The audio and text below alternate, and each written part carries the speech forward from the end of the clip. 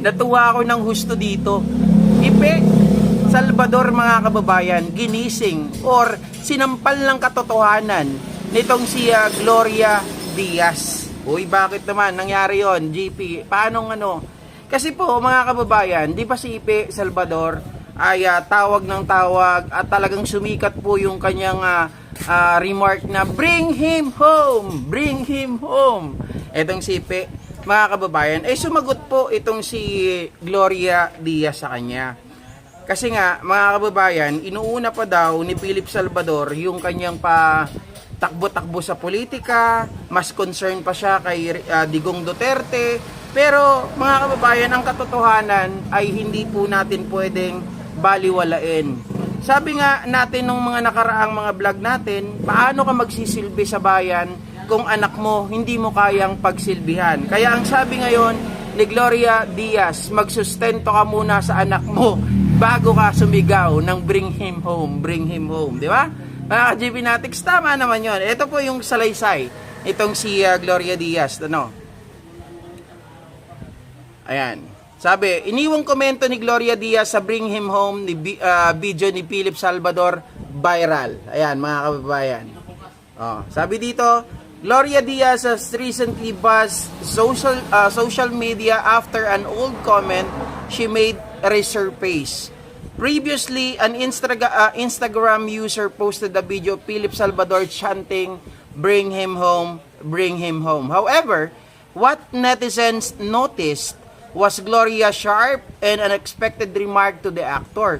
So, kumbaga mga kababayan, sobrang tahimik kasi sa showbiz nitong si Gloria Diaz. Kasabihin natin na ito ay talagang beauty queen, pero pagdating sa mga issue, wala ka pong maririnig sa kanya, di ba?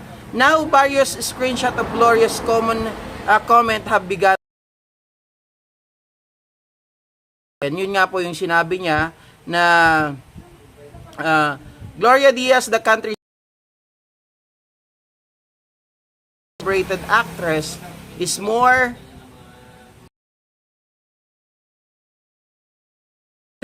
nawala, mga kababayan. Teka lang.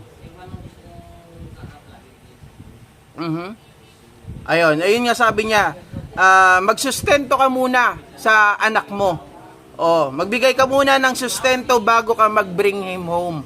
Mga kababayan, ito yung lumabas, kumakalat sa Instagram. Para sa akin, tama naman yung binitawan dito ni Gloria Diaz. Kasi hindi mo maisa sa katuparan ang plano mo, ang pangarap mo na maging politiko kung ikaw member, mga ka-GP Natics, na itong si Chris Aquino, yung dating asawa ni Philip, di ba naging mag-asawa naman sila, ang anak si Joshua, tapos nagkaroon ulit ng asawa si James Yap, tapos si Bimbi naman ang naging anak. Hindi naman siguro lingid sa kaalaman ng iba na tingin ko tama tayo na hindi po nagbibigay ng suporta itong si Philip Salvador sa kanyang anak. So mga kababayan, ano ang gagawin mo sa Senado? 'Di ba? Ano ang magiging sektor? Ano ang magiging papel mo sa Senado kung hindi mo kayang sa sarili mong pamilya, 'di ba? Sabihin mo, maglilingkod ako sa bayan, anak ka ng tinapa, ang bayan napakarami. Anak, iisa lang yan. Hindi ka pa magbigay ng sustento. Di ba? Seryo Salinas, IBS, idol, totoo ba? Yes po. Yung kanina, kay Rapi Tulfo, totoo yun. Gracious Grace, hindi magandang ihemplo si Ipe. Tama po yun. Hi, Ma'am Brenda Barton. Totoo yun, mga kababayan. Hindi magandang impluwensya ang isang taong ito. At pangalawa, hindi lang naman si Gloria Diaz ang nagsalita na ayaw niyang iboto itong si Willie Revillame, itong si Ipe Salvador, dahil nga sa mga kadahilanan na yan. Pero sa mga next video na natin babanggitin kung sino yung isa pang artista na nagsasabi, mga kababayan, na hindi raw po niya kayang iboto itong si Philip Salvador at itong si Willie Revillame. Kahit sino man siguro, mga kababayan, nakikita nila kasi itong mga taong ito na nagsasalita, sabihin natin si Gloria Diaz, wala tayong nakita na anumang iskandalo, wala tayong nakita na anumang balita sa dyaryo, sa TV na nangyayari sa kanilang pamilya o sila ay inabandona ang kanilang anak, hindi binigyan ng sustento. Wala tayong naririnig na gano'n eh. 'Di ba? Sabi ni Ma'am Marilyn de la Cruz, "Sus, GP, akala ko ibang taong nagsasalita, pero Channel GP, pero yung boses Sir GP, ay, na-prank ako." Si GP pala. Salamat po guys ha. Kasi iba po, yun yung sinasabi ko sa inyo, iba yung, depende sa mic. Yung mic natin, nagbabago din yung boses. Okay? May timbre kasi ng mic na matining, meron din na pag cellphone na, ito cellphone lang, wala tayong gamit na mic dito. Pagtsagaan nyo na yung boses ko parang Kiki. Hindi yan mananalo dito sa amin sa Bulacan, Sipe, talo yan Kulela. Oo nga no, dati tumakbo rin yan eh. Alam ko sa Laguna siya tumakbo dati, pero hindi ako certain kung sa Laguna siya natalo din dati, di ba? Uy, happy blessed Holy Friday pala sa inyong lahat mga kababayan ha. Ako ayan naglalatik. Ayan. Nagluluto kami ng latik. Nagdadaldal eh, no? Ibang klase ito, nagbablog, nagdadaldal kung ano-ano pinapakita eh.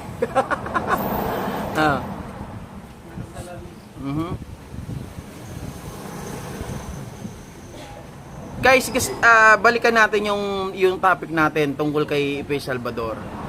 Bukod sa hindi niya sinusuportahan si Josh, ang isang tao mga kababayan, makikita mo na hindi pang bayan, si Ipe ay hindi para maging public servant. Hindi siya pwede. Kasi ang isang public servant, nagsisimula yan sa bahay. Kailangan ang isang bahay, maayos mo muna, pamilya mo maayos mo muna, bago ka lumabas ng iyong tahanan. Bago mo ipakita sa tao na ikaw ay karapat-dapat. Sabi nyo nga, hindi magandang ehemplo. 'Di ba? Kung niya kayong iwanan. Kasi, sino ba kayo? Hindi nga niya kayo kilala eh. 'Di ba? Yung ang anak niya, hindi niya po binibigyan ng sustento. What more kayo? Bakit ko nasabi? Nung binatikos po natin si dating Pangulong Rodrigo Roa Duterte, ano po ang sinabi ni Ipe Salvador sa ating lahat? Mga kababayan, sa lahat ng mga bumabatikos, mamatay kayong lahat. Di ba? Yun ang sabi niya. So, ibig sabihin, ito mga to, piling perpekto. Piling perpekto.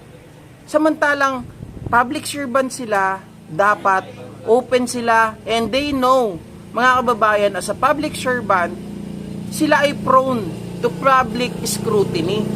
'Di ba? Lagi silang talagang makikita kung anong kilos nila. So dapat ayusin nila kung ano yung mga sinasabi nila, ayusin nila yung pagkatao nila. Tapos yung magagalit sila. Not unless ito ay below the belt. Wala naman below the belt doon. 'Di ba? Ma'am Arlene Villamor, akala ko sa gilid ng dagat ka, GP. Hindi po.